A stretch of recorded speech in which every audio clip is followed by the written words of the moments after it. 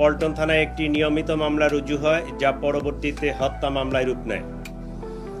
প্রিয় সাংবাদিক ভাই ও বোনেরা, ন্যাক্কারজনক এই ঘটনার পরপরই Dhaka metropolitan police, DB, CTTC, RAB, CID, BGB ঘটনায় জড়িতদের শনাক্ত করে গ্রেফতার করে আইনের আওতায় আনার জন্য কাজ শুরু করে।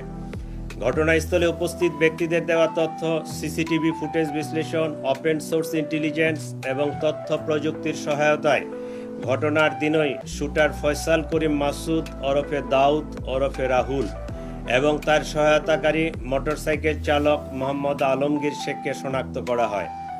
তাৎক্ষণিক তাদের গ্রেফতারের জন্য আইন শৃঙ্খলা বাহিনীর একাধিক টিম সাভার, হেমায়েতপুর, আগারগাঁও, নরসিংদীতে অভিযান পরিচালনা করে। ধারাবাহিক অভিযানের অংশ হিসেবে ডিএমপির একটি টিম ময়মনসিংহের হালুয়াঘাটের সীমান্তবর্তী এলাকা পর্যন্ত অভিযান পরিচালনা করে।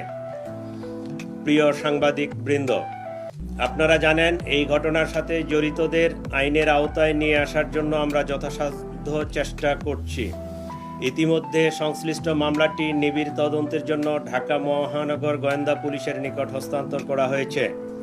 তদন্তকালীন এ যাবৎ এ ঘটনা সংগঠনে পরিকল্পনায় অংশগ্রহণ, ঘটনায় ব্যবহৃত অস্ত্রগুলি লুকানোর সাথে জড়িত, ঘটনার মূল দুই হোতাকে পলায়নে সহায়তাকারী সহ মোট 11 জনকে আমরা গ্রেফতার করতে সক্ষম হয়েছি।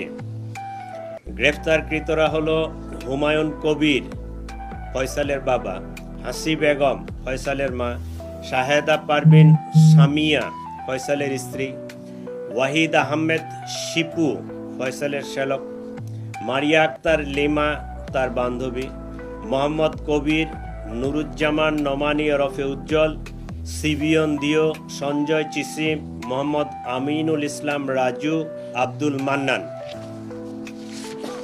এই 11 জনকে আমরা গ্রেফতার করেছি।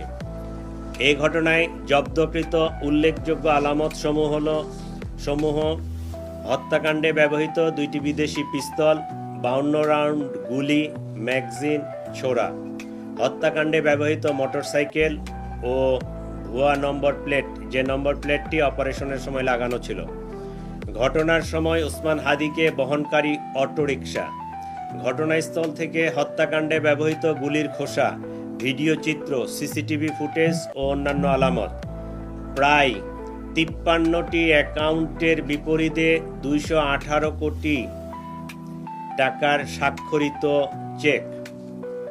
প্রিয় সাংবাদিকবৃন্দ, তদন্তে প্রাপ্ত তথ্য, বিভিন্ন গোয়েন্দা সংস্থার প্রতিবেদন, গ্রেফতারকৃতদের দেওয়া জবানবন্দি পর্যালোচনা করলে দেখা যায় ফয়সাল ও আলমগীর ঘটনার পরপরই ঢাকা হতে সিএনজি করে আমিনবাজারে যায়। পরবর্তীতে তারা মানিকগঞ্জের কালামপুর যায়। সেখান থেকে পূর্ব পরিকল্পনা অনুযায়ী একটি প্রাইভেট কারে করে ময়মনসিংহের হালুয়াঘাটে পৌঁছে। ঘটনাটি তাদের পূর্ব পরিকল্পিত ছিল। এই জন্য আসামিদেরকে চিহ্নিত করার পূর্বেই তারা সীমান্ত পাড়ি দিতে সক্ষম হয়। হালুয়াঘাটের পূর্বে মুন ফিলিং স্টেশনে জনৈক ফিলিপ এবং সঞ্জয় তাদেরকে গ্রহণ করার জন্য অপেক্ষা করতে থাকে। ফিলিপ তাকে সীমান্ত পার করে ভারতের মেঘালয় রাজ্যে জনৈক পুত্তির নিকট হস্তান্তর করে। পুত্তি এক ট্যাক্সি ড্রাইভার স্বামীর কাছে তাদেরকে হস্তান্তর করে। স্বামী মেঘালয় রাজ্যের তুরা নামক একটি শহর আছে, সেই শহরে তাদেরকে পৌঁছে দেয়। আমরা ইনফরমাল চ্যানেলে মেঘালয় পুলিশের সাথে যোগাযোগ করে যেটি জানতে পেরেছি, তারা ইতোমধ্যে পুত্তি ও স্বামীকে গ্রেফতার করেছে।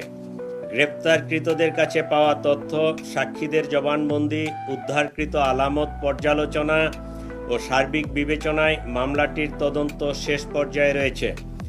আগামী 7 থেকে 10 দিনের মধ্যে আমরা চার্জশিট প্রদান করতে সক্ষম হব ইনশাআল্লাহ।